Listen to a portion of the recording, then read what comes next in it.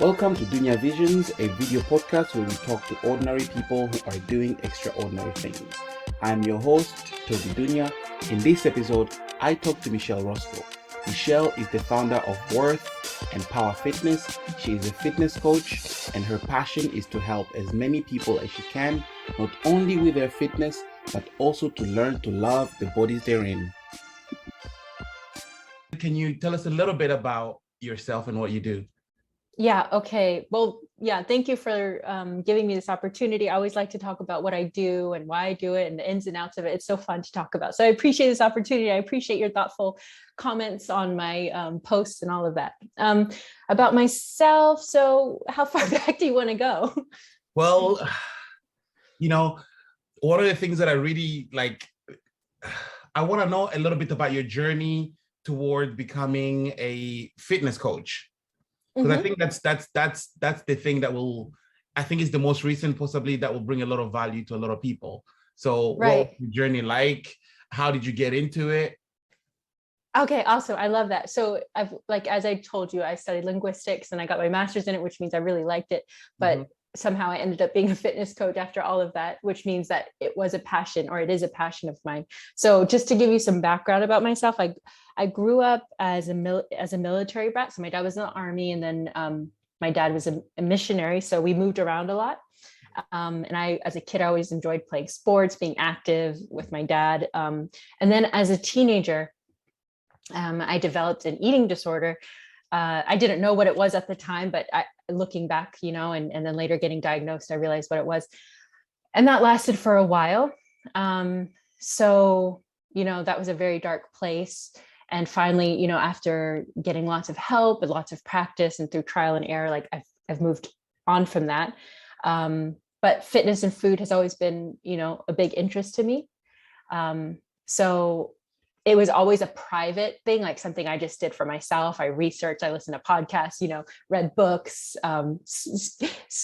searched the internet for information, but it was just something personal. Like I love to work out. I love to learn about food and how it works in the body. And then, I don't know, the idea started popping in my head. Like, what if I did something in fit? No, I can't do that. Like, I'm a teacher. I'm an English teacher, and this is pretty secure. I'm okay. I'm happy enough. Maybe I'll become a teacher, a professor, or something in language, or do some research. And then I would think about it again and talk with some close friends about it. And it was always so scary. Like every time I thought of it, it felt before you go on stage and you're talking to a big group of people and you just get that scary kind of pity feeling. It felt like that. And then over time, I just kind of came closer to it and closer to it. And then I realized, we're going to be moving to the States. I'm not going to be teaching English there. What can I do? And it kind of just pushed me to move forward in that direction. And that's how I started. That's kind of the background of how I started. That's pretty cool. It's funny to me because when I'm hearing you, I'm hearing a passion that was born out of pain. Yeah, that's right. And I think that's not many people have that kind of story to tell where they've become passionate about something, but it never initially started as a passion. It was something that was something that was painful for you to go through. So it fascinates me, honestly. I think that's why it's kind of inspiring at the same time to have you here, And the other thing that you just mentioned, which is kind of interesting, and it's something that I've kind of been pushing forward, is this idea that we are more than just one thing. You said you were a teacher, but you still felt like you wanted to become a fitness coach. You wanted to use your passion in a very different way. And I feel like a lot of people, one of the things that really makes me passionate about what I'm trying to do here is that I think a lot of people are that. We are more than just one thing. You could be an engineer, but you really love baking, You could be a teacher, but you really like sports at the same time. And you kind of feel guilty that tapping into this other thing is kind of like cheating on the first thing that you're trying to do. Right. But I'm gonna say hey, you can be all of those things at the same time, So that's really, really cool. So as a nutritionist and a fitness coach, like I feel like you're branded in a very kind of like a large kind of way. You've got so much going on. So what does a fitness coach actually do? Good question. Yeah. So I have lots of peers that I know, and so I kind of get to see the ins and outs of what they do as well. And we talk about things and figure things out. But basically, a fitness coach, and I think a lot of it depends on like your own philosophy, your own clients who you work with, your own priorities, I guess. But basically, you provide workouts, nutrition guidance. We're not dietitians, which it takes a lot of training and lots of years of educating. You have to be certified, so we can't like say you need to eat this and this is what you need to eat. But lots of guidance, accountability, and especially in the online world, which is becoming more popular. It's different from a personal trainer in that you don't like say, okay, at 2 p.m. on Tuesday, we're going to meet up and I'm going to show you how to do these workouts and then goodbye. It's more holistic. There's more accountability, so you can keep in contact with your coach throughout the week. And you don't have to be at a certain place at a certain time because it's online. So I think it's great. I think it's a great setup for both client and coach. I didn't actually kind of think about it, the distinction between a fitness coach to a so would you consider yourself a personal trainer? Yeah, well, I work on exclusively online. I have my personal trainer certification, so I know how to program things, how to train people, safe guidelines. I'm also like a certified nutritionist, so I know, about food. It's just different from, I guess, on the online space is a lot different from the in-person space. Yeah. How do you differentiate? Like, I know being online, there's a whole different kind of personal interaction type of thing, but how does that work being online? Do you like meet people and through Zoom or is it just messaging? How does it work? Yeah, and that's another thing, is because everyone does it differently. So some coaches, they like to do live workouts with their clients. Some coaches they do a hybrid between in-person and online training. But I do some meetings with my clients on Zoom sometimes. We have a platform that we communicate through. I give them workouts through there and, lessons and guidance. And we check in with each other periodically and regularly to see how they're doing, see what they need help with. I give them feedback, give them advice and guidance. So there's a lot of accountability and guiding involved. It sounds like you have to build a really kind of profound relationship with clients. Yeah, that's ideal. And it, it's different for each person. Everyone has a different personality and you kind of have to learn how they operate. And it does take a lot of figuring out. And like, I'm always learning, I'm always growing. There's so many ways I could improve, but you're right. It does take trust. It does require trust. And the more trust there is, the more growth there is.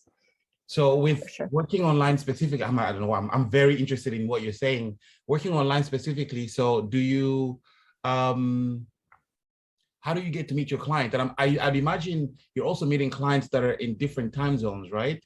Because if you're online, you're basically an international, right, fitness coach, right? So yep. Does that mean that you get to work in the middle of the night and then you work in the middle of the day? How does that work for you?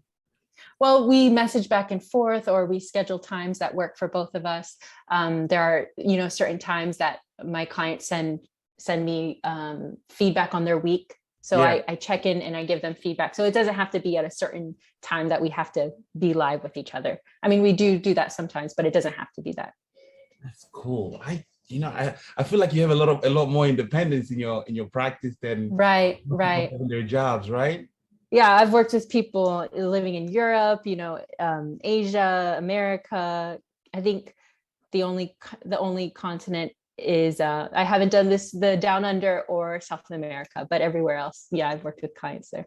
That's awesome. So why do you think that some people need a fitness coach? So I think of it, well, I'm a big believer that support really makes a difference, right? Like in anything you want to improve, some people are like, I don't need that because I'm not like suffering so badly. But I think it always helps to have support, right? In my own life, I see that, like, I don't know where I would be if I didn't have my own coaches, my own mentors, my own counselors. And I think a lot of people think like, oh, it means I'm weak or I'm not like good enough if I need support. But I think it's the complete opposite. I think if you do get support, it means that you're really serious about reaching your goals and you really want to do the best that you can, or learn all that you can. So I think of it a little bit, it's not the same, a little bit like therapy. Like everyone should go at least once in their life, even if things are not horrible. You should do some regular maintenance checks, like see how you're doing. But I think it's especially good for people who are struggling, who are a little lost and need some accountability and structure and support. And some people do really well they just get plugged into a system and it's like, this is what I needed. And okay, I'm going like zoom, 100 miles per hour. This is all I needed. And now I have all the tools and I'm good. Yeah. So I think it's especially helpful for those people. And honestly, online is not for everyone. Some people prefer in person, and it's just like, an individual basis, but I do think that it's helpful for a lot of people. Yeah, I agree. I didn't think about it for a very long time, but I think because I'm also a sport kind of minded person, I love doing sports, especially in CrossFit. I did CrossFit for about 3 years, and having someone else do it with me, or having a coach, or having somebody that kind of looks at me from a perspective that I'm not particularly seeing, was always very helpful. Actually, it was instructive for me to actually improve, so I appreciated that. Every time that I was doing something that it was new to me, having somebody that was kind of looking over me and telling me like, oh, keep your feet apart here, like stand up straight, keep your back strong, and try, all these little nuances, all these little things that I didn't think about them, and I thought I can just go and do. But I didn't realize that when somebody's kind of giving me the feedback, they were seeing something that I wasn't particularly seeing, and they were basically making me stronger, Yeah. Like you think about Olympians, all of them have coaches and they're the best in the world. Absolutely. And they don't say, oh, I'm so good, so I don't need a coach. It's the opposite. I want to be good, so I do get a coach. Yeah. I think that's a good mindset. I also married that idea up with this thing of like, nobody gets where they're going alone. We always need somebody with us to get us to where we're going. So I really kind of love that idea, and I think I'm missing that in the midst of the pandemic right now, because even though I love going out of the house and going to my gym, and then I decided that because of COVID, I'm gonna do a lot of my own workouts at home, and I really miss that camaraderie, and I really miss that somebody looking over my shoulder. And sadly, I don't really know that if there are any like coaches and online fitness coaches for CrossFit so I have to look into that. But I'm sure I could hook you up with someone. I have some contacts if you want to look for someone. I could reach out and see. I could see. Yeah, I have a group that I'm in. I could check it out for you and ask and let you know. That would be awesome. Yeah, I'll reach out and ask for you. Oh, that would be so good. That would be so good. But I think I'm definitely missing that. I got some equipment at home. I've got bits and bobs here that I do, but I miss that idea of just being with people and having somebody like giving me that feedback. So that's really cool. I wanted to ask you, how has COVID played, how has it impacted your practice?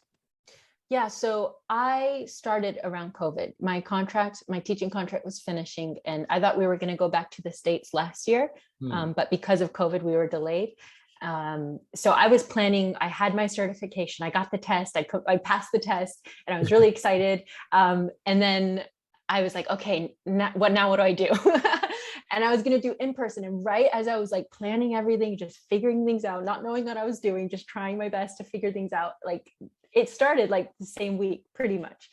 So I was like, oh, I think I have to go online. How do I go online? So like I did some research, I found some programs, I got plugged in right away, made, investments in that. And so I could learn how to do things. And that's about the time I started. So I guess it's impacted the clients in that some people were looking for an online alternative to being in person, and it was good in that way. And even now, when I talk with people, they're like, oh yeah, COVID affected me this way. I was in a dark place, or it was really challenging, and I want to improve things. So I think that's kind of the imprint that it had in terms of people's fitness and health. And how have you gone about like getting clients online? Yeah, so reaching out, connecting with people. I'm also doing some online advertising, just trying to reach out in different ways, and it's a learning process, honestly. With online stuff, you think like fitness coaching, it's about working out and eating well, but there's so many other aspects to it, and like owning a business and managing things and keeping on top of everything. It's a lot to learn, but it is rewarding, and I wouldn't trade it for anything. Yeah. Wow. So this is something that you're doing absolutely full time from now on, right? Yeah. I went all in. Wow. This is powerful. I think to kind of, follow your passion all in. I think it's something that, scary as it may be, it's super rewarding, right? Right. No plan B. You just got to go all in and make it work. Yeah. And I think this is something also that I'm also realizing, doing this project it's not just the project. There are so many little side things that I have to do, and I got this page that I've got to take care of, and I'm forgetting about LinkedIn, and I'm like, oh, yep. I gotta go back. I was like, oh, Facebook. I was like, I had to create the bio for my Facebook page. I was like, what's a bio? I was like, oh, yeah. Just little things that I thought were, but they're all like, they're nothing to do with the actual me talking to people and learning people and getting their stories out, but it's really to do with just like running stuff. Yeah. So I'm actually learning quite a lot of things myself, so I completely understand. Yeah, especially like somebody asked me the other day, like, how do you figure out who to contact and like to talk to? And I said, I don't. I feel like I'm wired 24 hours a day, 7 days a week, thinking about things. So I could be scrolling through my Instagram or my Facebook, and I'm like, wow, there's Michelle. She's talking about this. I'm like, I would love to talk to her. And then that's just how it is. And I'm like, hi. And I just message and I was happy that you said that. It was a great conversation. Yeah. And I was like, oh, this is cool. And actually I remember that day, actually, I spent the morning, I took my dogs out, and then I came back in. I spent the whole morning looking through your videos. Wow. I was like, why haven't we connected yet? This is really odd. So it was good timing. Yeah, really good timing. It's something that how do I put this? It's something that I didn't expect it at all. And it felt like it was given on the plate. It was like, I was thinking about something where right now, especially, is I really want to talk to women who are doing incredible things as well, because I think to some degree, I was talking to a lot of men who were saying yes to being on Dunya Visions. And then I started thinking, this is becoming a bit of an imbalance, because there are so many voices of women who are doing incredible things. And I think, and then suddenly I came home and I got your Facebook invite, and I was like, this is odd, and I was like, why am I seeing? And then I started following, and I started reading, and I started following your posts and watching the videos, and I thought, it's a done deal. I have to message you. So yeah, thank you so much. Anyway, yeah. I'm glad you did. Let's talk a little bit about food. So okay, let's talk about food. Coach, what's your relationship with food? Okay, so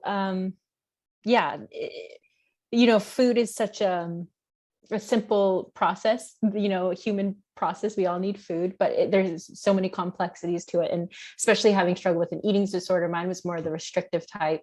There was, it takes a lot of work and practice to kind of reframe your mind around food and eating in your body. And it's been a long process. And, like I said, support is so important. Getting support and outside help was really valuable. But yeah, first admitting the problem and then getting the help. But so I believe that, food is rather neutral. And, when people have issues with food, it's not really about the food, it's about something deeper, or it's like a relationship that you're having with yourself, and you put it onto food as any coping mechanism. So like my issue was not food. That was never the issue. It was about my own mindset and, struggling and feeling insufficient and all of that stuff. But it's taken work, but I think the biggest shift for me was like taking away the morality of food, if that makes sense. Like not seeing food as good or bad, or I should eat this because this will help me lose weight, or this will help me blah, blah, blah, or I shouldn't eat this because this is bad or fattening or whatever. But really just seeing food as chemical substances that serve a function, and understanding, like knowledge is power, right? So the more you understand it, the less power it has, and that emotional power it has. So it's taken a lot of work, but I feel happy that, I could eat a burger or a dessert, or, what people call bad food or fast food or whatever, and not feel guilty, but also eat healthy, quote unquote, unhealthy food and enjoy it, and not feel like I'm doing this because I'm trying to be good or earn something, or to pay off something that I ate earlier, or like a reward. enjoy it. Go ahead. Yeah, reward system. Yeah, taking out that part. Yeah, and really enjoying it. Like that's the biggest thing for me, is really actually enjoying healthy food, because I've learned to listen to my body better and realize like, oh, I feel better when I eat vegetables and like less processed foods. But it's not like I have to. I allow myself other foods, but I don't have to eat it, if that makes sense. It does make sense. It does make, the reason why it's very interesting to me is because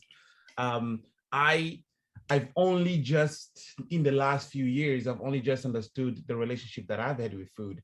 And you're right, the relationship that most people, I feel that I've had with food has really nothing to do with food itself. It's to do with my mindset and my essentially upbringing. So I grew up in Central Africa where, even though we had food was a luxury that most people didn't have.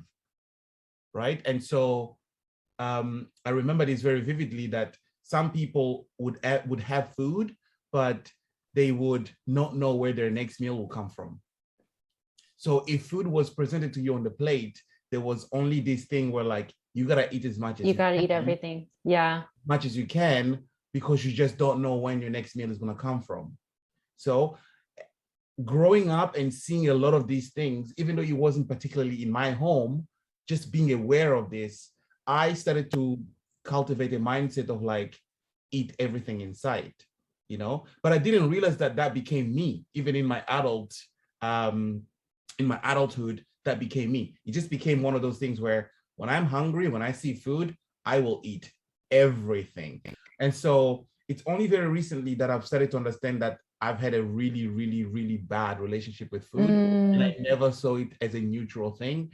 And so I would combat it by saying, I'm going to go and work out for an hour and a half. Right. And then to kind of justify, well, I can eat this and I can eat that. And I'm going to go and eat everything that I can see. And so, and to balance that out, I'm going to go and work out for a very long time. But it was always unhealthy. It wasn't a positive way of viewing food. And I really like that you said, food, it's neither good nor, you shouldn't see it as a good or a bad thing. It's just neutral. Just neutral. The problem isn't the food, is my mindset, So I like that a lot. I guess I've never really seen it. I've never thought of it in that way until now. Like food is just neutral, right? Yeah. And what do you think is the effects of, the opposite, like in lots of modern societies where food is in surplus, opposite to how your environment was? How do you think that affects people's relationship with food? Like, in America, you go down the aisles, there's like 100 different types of cereals, like so many options. In Korea as well, there's so many foods, so many options. It's not like we're deprived of food. How do you think that shapes people's perspective and relationship with food? Just wondering your perspectives on it coming from. I think with my own personal background, like, it's really weird you've asked me that question, because I used to think when my family first arrived in the UK and the abundance that there was, and the idea that I could be going with friends to the supermarket, and then to see how people take things for granted. You know, the idea that you could have an entire aisle of cereal, not just one, like it's an aisle, the choice. Oh my God. Oh, like I think we take a lot of things for granted as a result of the abundance that we have. Yeah. And that's not healthy either. It's not, I think it's not healthy because it doesn't allow us to have a different perspective, that there are people out there who don't have as many choices, and so we don't get to appreciate it as much that we have. Yeah. The limitless choices that we have, you know. So I see it on two ways. I see it like it can be extremely unhealthy to have a bad relationship with food, in a sense that I've had it.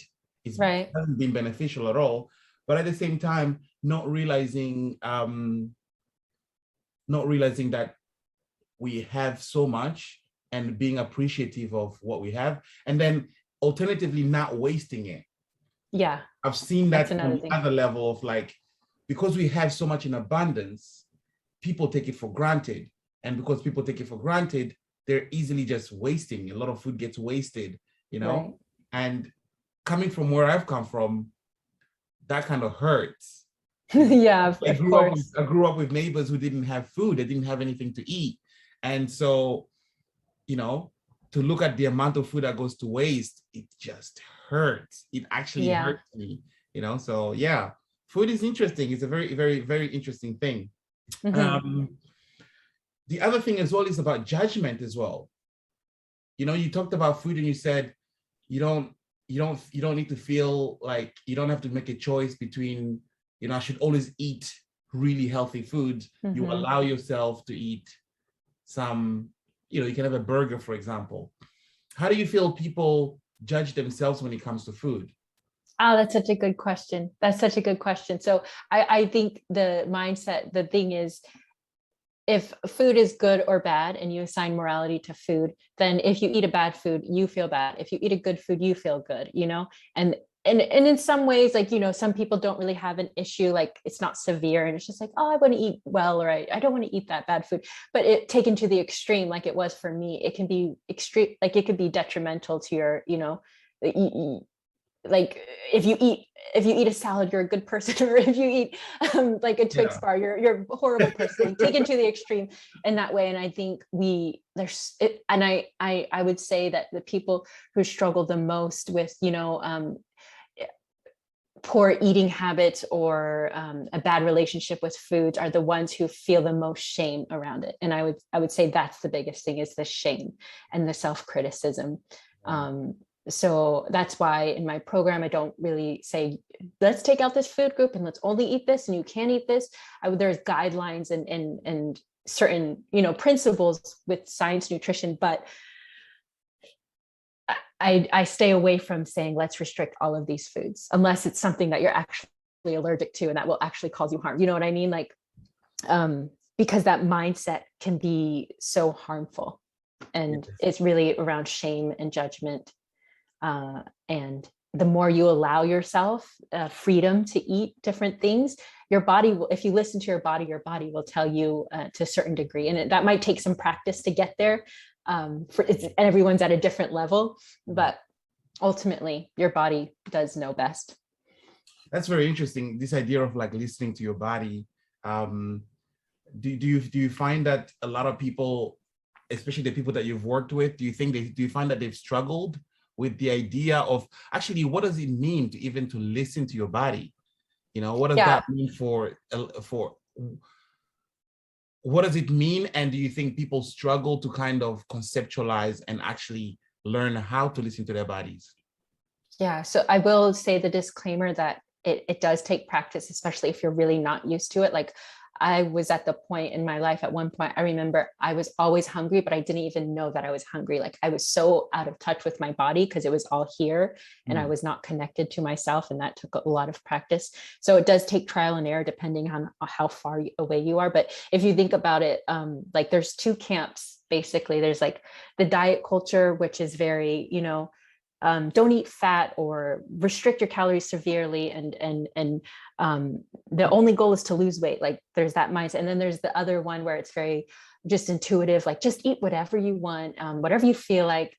And I think there should be a balance in between those in some ways, or maybe just throw them both out and find something different. But I will say that for some people, that advice is not helpful. Listen to your body is not helpful for everyone, depending on where you are. But I think with practice and with awareness and really being honest with yourself and sitting with how you're feeling before, during, and after you're eating a meal, or why did you reach for that instead of this, or just kind of practicing awareness in your eating habits, you learn to connect with your body more.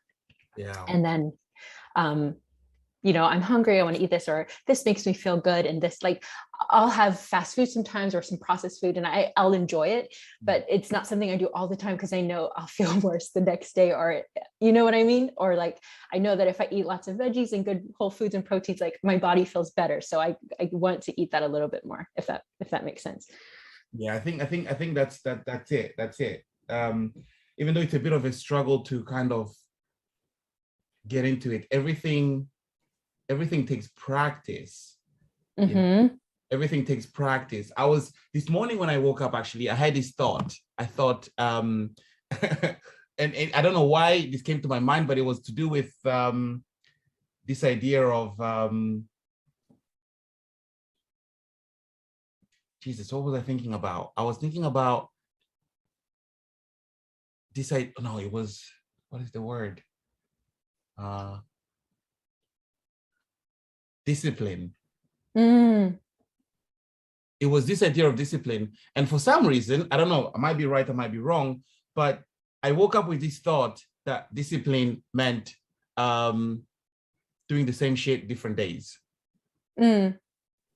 Right? Like just doing things different days, every day, being in a practice of something. And then eventually, once you get into the discipline of it, the doing every day, you start to see the benefit of it afterwards, So maybe I'm attributing what you're saying here with that. I'm attributing it to kind of having a bit of a discipline of learning about your body, listening to your body, taking the time to just pay attention to the feelings that the body is kind of experiencing. And I think in some ways, you said when you eat certain things, paying attention to what the body responds to. How does the body react to that? And then when you change your diet a little bit and eat something different, then also pay attention to that as well. At least that's what I'm taking from this conversation. And paying attention, not just in a short term, but also seeing it in the macro and seeing the long-term effect of what it is that we're putting in our mouth. So very true. Yeah. So that's what I'm taking from that. What is your experience? What do you think about failure and motivation as a I know that's a very loaded question, but I'm trying to get it from your perspective as a fitness coach. These words are very common in the vocabulary of fitness, right? Success, failure, motivation. Right. Motivation is a huge one. I don't. So which one do you want to unpack first? Failure or motivation? Let's talk about. Let's start on the motivation side. Okay. Yeah. I think a lot about this, and I talk a lot about this. So motivation. People use this as like a reason for maybe why they're not hitting their fitness goals, or why they're not more consistent with whatever, working out, eating well, whatever. I don't feel motivated, and I think there are ways that you can cultivate motivation and kind of grow it in your life so that on a larger scale, you do have motivation, so to speak. But I think it's the worst thing you can base your fitness on Yes. And or anything you want to do, like, you know, business, like figuring this stuff out. You know, if you only do it when you're motivated, you're not going to get anything done. Or, you know, think about it like this, like we don't say, I don't feel motivated to go to work today, so I'm just not going to go. If we always did that, we wouldn't have a job, right? So I think it's funny that people, you know, think of fitness that way because, you know, maybe it's not a part of their lifestyle, but yeah, there are ways that you can cultivate motivation, or so to speak, in your life. And I think there are ways to do that, but I don't think that it's something that we should rely on for getting things done. It's kind of like discipline, right? The discipline. I think this is what I think, you know, I genuinely believe in my core heart that motivation is not enough for anything that I do. Motivation is definitely not enough. I'm learning to accept that, which actually grounds me even more into my belief. And I think discipline completely trumps motivation. And I think I've kind of, I attribute it to my CrossFit days. And I think I kind of understand it using the my sport mindset, right? So like when I first started doing CrossFit, there is probably like videos on Instagram of how my form was not there. There was just not, you know, it's painful to watch, but I decided to throw it out there anyway, you know? Right. And I remember going in and the coach is telling me like, yeah, we got some work to do, you know? I had lower back pains and my form was bad. And I remember coming home and I was in pain. And the next day I was like, I'm not going. And then I started doing it. And I started thinking to myself, like, if this is my mindset, I'm never going to improve. I'm never going to get better, because if I only go to the gym, if I only go and do this when I'm feeling good, maybe I'm never going to get far, you know? And so I started this idea of like, whether I feel good or not, I'm not negotiating with myself. It's not a negotiation based on feelings. It's just a negotiation of like, I made a contract, I paid, and actually I did something that was really weird. I just paid for 6 months. That's good. That's awesome. And then I said, gotta get my money's worth now. Yep. Yeah. Right. So, and then I went every day, I started by going twice a week, then 3 times, then 4 times, then 5 times, to the point where I started going 6 days a week. Wow. Just to get my money's worth. But what happened in that frame of the discipline that I was building by going and basically paying back to myself what I'd already paid to the gym, created a certain amount of motivation, because I was observing my body change. I was observing my feelings towards my body change. You know, my energy levels changed. My skill set changed. So motivation had no play in it. It was, and if I'd relied just on motivation, I think I wouldn't have gotten as far. And I was kind of surprised, because the discipline that then came with that meant I was pushing myself to entering competitions and winning competitions. And I didn't think that would happen in a space of like 2 years, 2.5 years, you know? That's cool. So my thought with regard to like motivation is that it's just not enough. No. It's not enough to start or do anything. Discipline completely trumps it. Doing it even when you don't feel like it is the key. Yeah. And so putting yourself out there, like making that commitment, was helpful for you. What was like the reason you started it, and what was the reason you started it?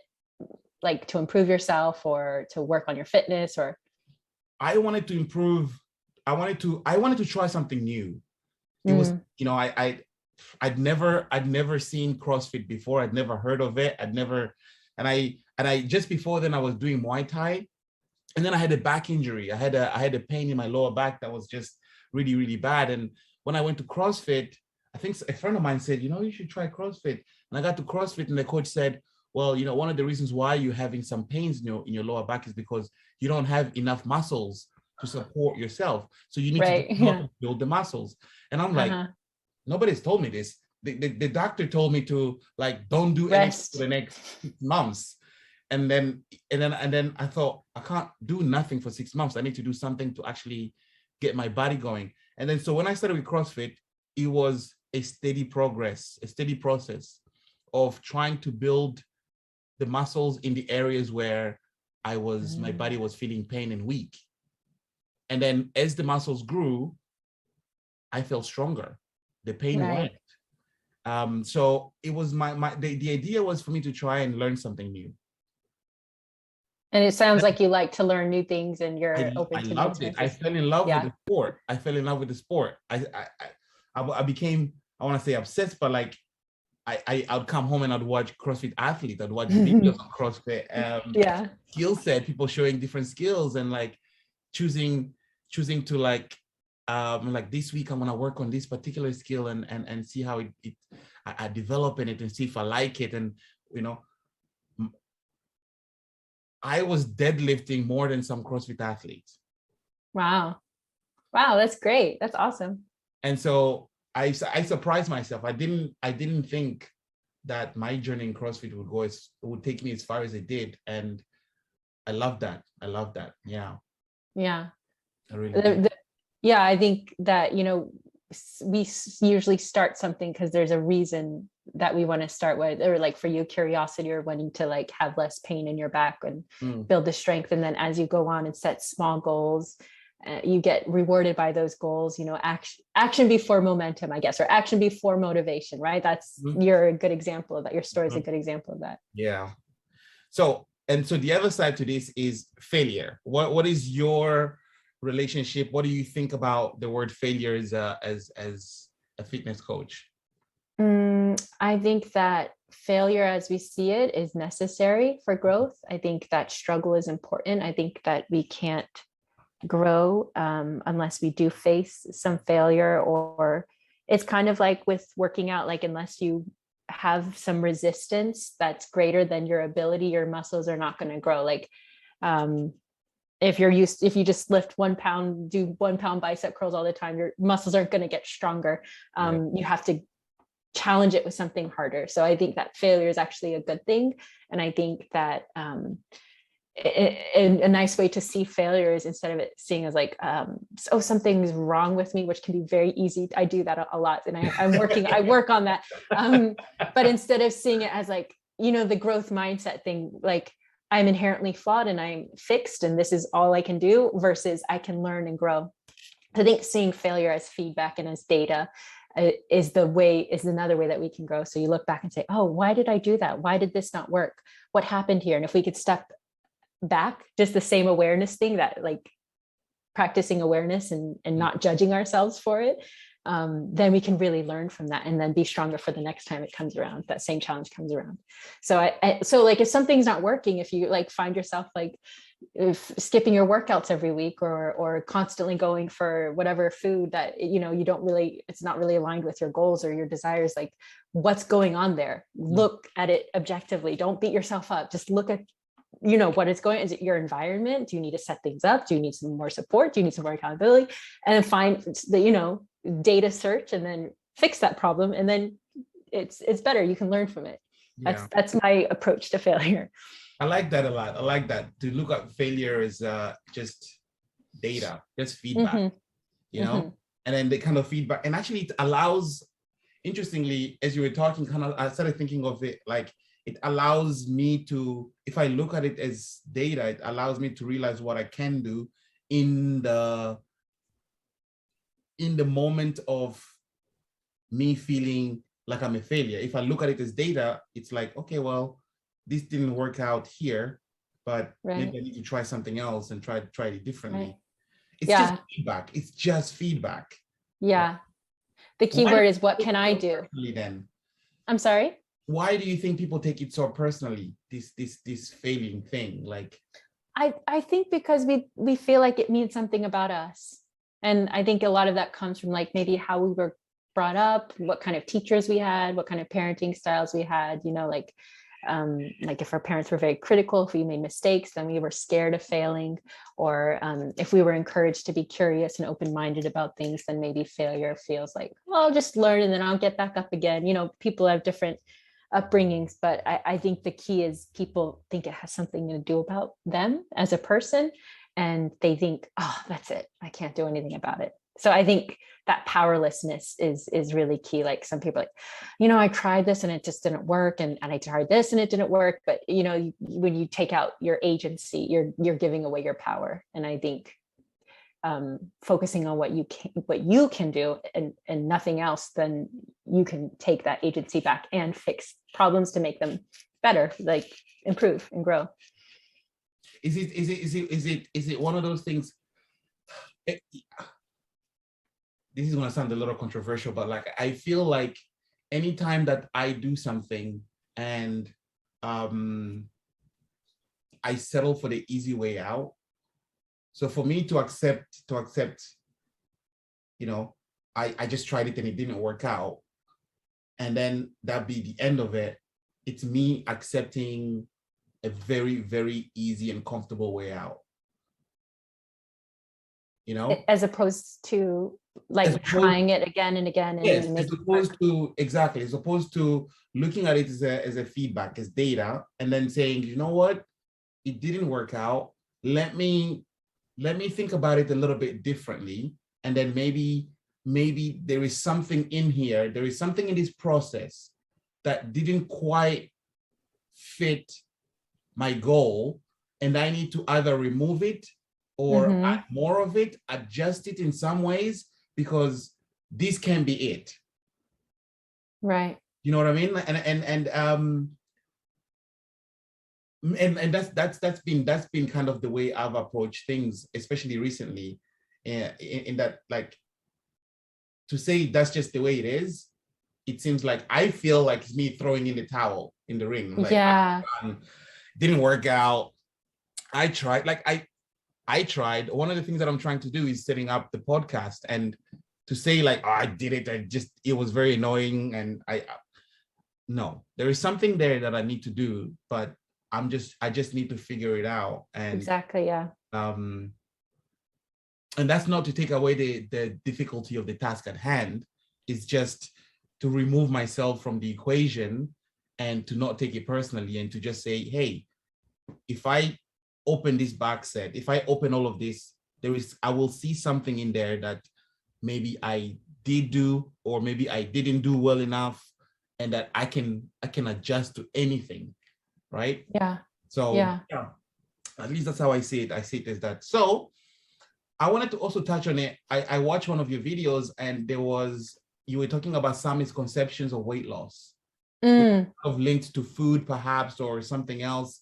What are some of the misconceptions that you've come across when people are talking or trying to deal with weight loss? Yeah.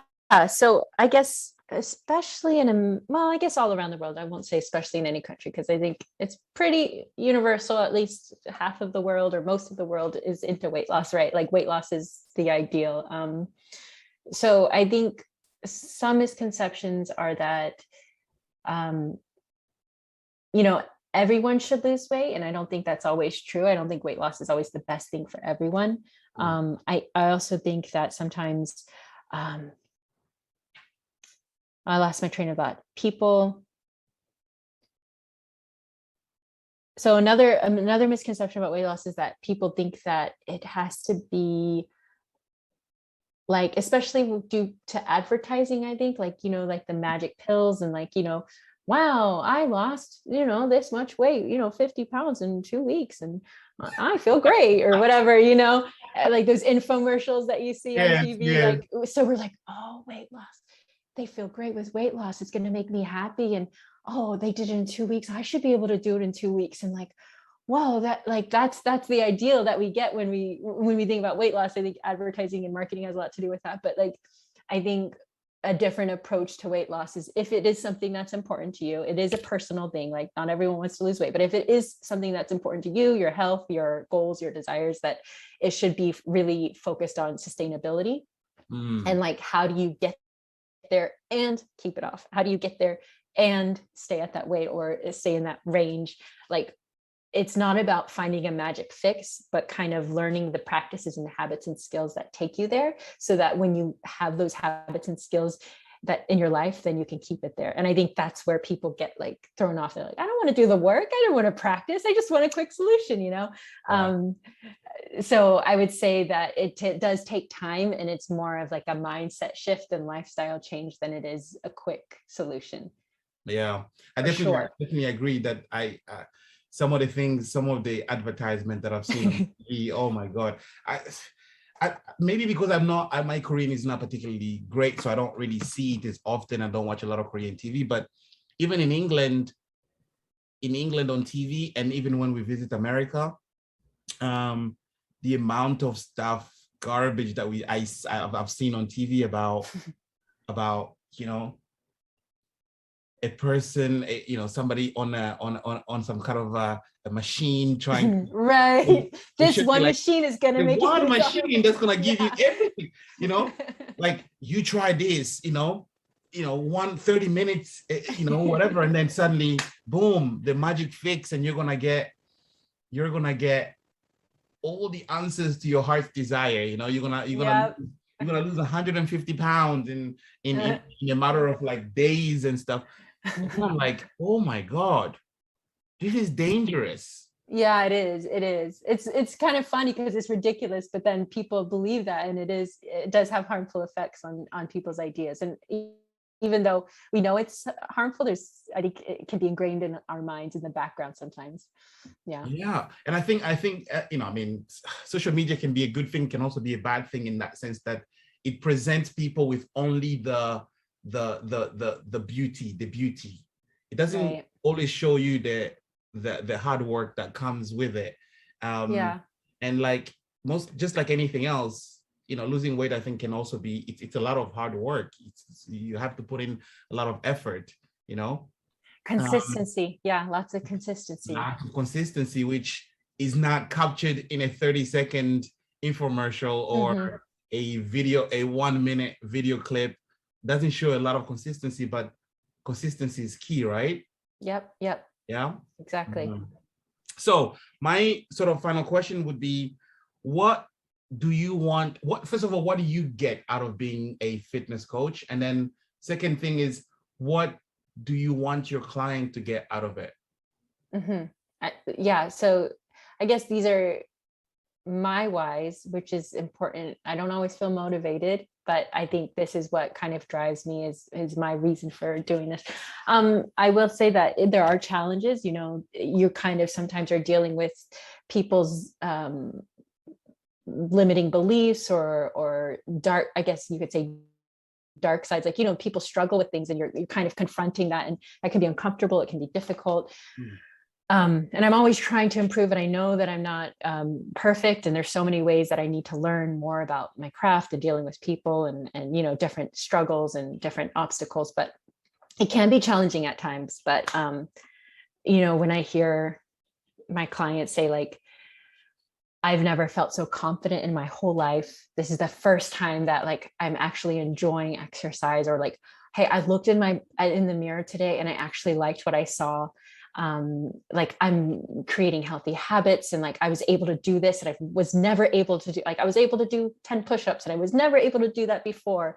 Like, hearing and seeing them make progress is really why I do what I do. Like, if it weren't for them, I wouldn't have a job like that. It's all about them and helping them see progress.